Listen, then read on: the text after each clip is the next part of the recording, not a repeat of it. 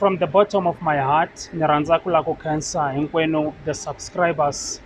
N'wina ti-subscribers letintshwa ma ha ku subscribe-aka eka this channel. Ni rhandza ku lava ku mi khensa swinene ngopfu, mi endle ntirho wo kahle, ntirho wo saseka. Ku kotisa loko mi subscribe-ile a mi nga endleli mina ngopfu, kambe mi endle ntirho wo saseka swinene ngopfu ku va ni hi kota ku kurisa channel leyiwani hi ri swin'we. This channel loko yi ri karhi yi kula ku na lava nga ta pfuneka, information yin'wanyana leyi hi taka na yona information leyi van'wanyani va tsandzekaka ku yi reach-a, kambe loko n'wina mi subscribe-ile mi endla ku channel leyi kula van'wanyani va ta kota ku pfuneka ku ya emahlweni. Ku kotisa ku loko munhu a khongela a ri karhi a khongela a nga endleli Xikwembu favor eku khongeleni ka yena, kambe i ti endlela yena favor.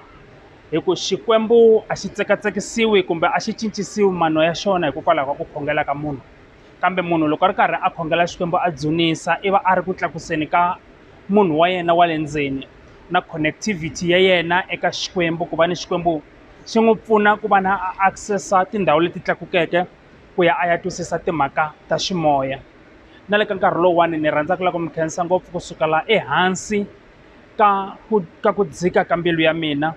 Ni khensa ngopfu swinene onge mi nga ya emahlweni mi recommend this channel eka van'wanyani. Xikongomelo xa mina a ku nga ri ku va ni va phopula, xikongomelo xa mina a ku nga ri ku va ni tiviwa ngopfu kumbe ku lava ku endla swin'wanyana hi channel leyiwani, kambe xikongomelo xa mina i ku ni twa ku vava loko Xikwembu xi ni reveal-ela swilo swo tala, loko Xikwembu xi ni komba swo karhi, xi ni pfula vutlhari bya ximoya minkarhi yin'wanyana la vanhu vo tala va nga koteki ku accessa ku fika eka swona.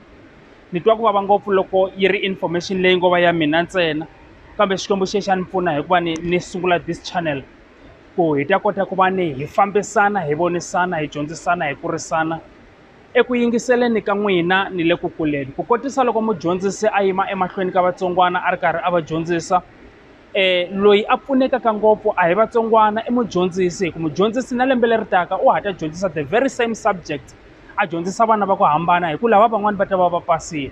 Loyi a pfunekaka ngopfu i mudyondzisi hi ku i gain experience ku lembe na lembe i dyondzisa swoswo leswiya a swi dyondziseke lava nga hundza. Emakumu ka siku information liya eka yena yi hetelela yi n'wi pfuna hi ku hambiloko se a pfale matihlo i kota ku va a dyondzisa. Sometimes a nga ha pfuli na textbook.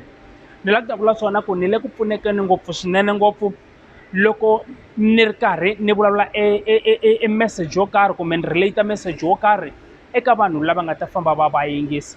Xikwembu a xi mi pfuni ku ya emahlweni ni ri fambani mi ya khongela, Xikwembu xi mi pfuna minkarhi hinkwayo, hi fambisana swin'we eka channel leyiwani. There is a lot more leswi swi nga kona leswi Xikwembu xi ni pfunaka hi swona.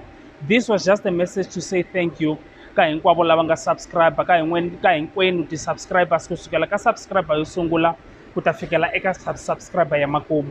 Xikwembu a xi mi pfuni ku ya emahlweni. Ni khongela na n'wina ku nga va ku ri na yini na yini leswi mi nga hlanganaka na xona endleleni kumbe leswi mi hlanganaka na swona sweswi. Xikwembu lexi ni xi khongelaka a xi etleli na siku na rin'we, xi na matimba ya ku cinca swiyimo.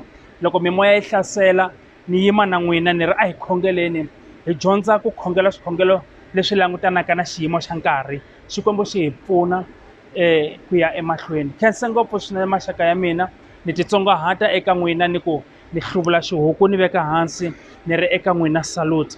A hi koliseni channel leyiwani ku ta va na van'wani lava nga ta kota ku pfuneka ha yona. Xikwembu xi hi pfuna ku ya emahlweni.